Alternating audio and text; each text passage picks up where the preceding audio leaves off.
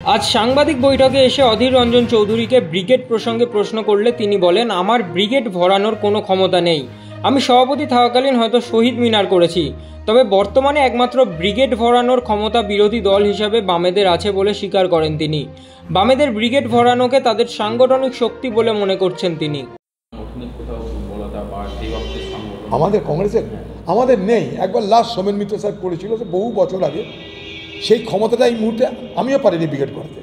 আমার সভাপতিতে আমি পারিনি। এখন যদি সভাপতি আছে সে পারতে পারে, কিন্তু এখন পর্যন্ত আমি যা দেখছি যে একমাত্র কথায় কথায় ব্রিগেড ভরাতে পারে এই রাজ্যে বিরোধী দল হিসাবে বামেরা।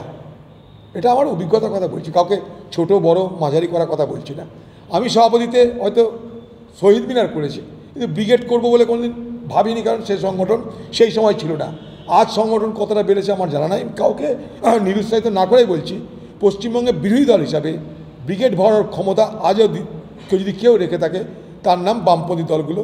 একথা আমি অস্বীকার করতে পারবো না। মানুষের পাশে মানুষের সাথে আমরা আছি এই বামেরাতে। আপনারা দেখছেন সংবাদ শিরোনাম। দেখলেন তো অনেক কিছু, এবার দেখুন নতুন কিছু।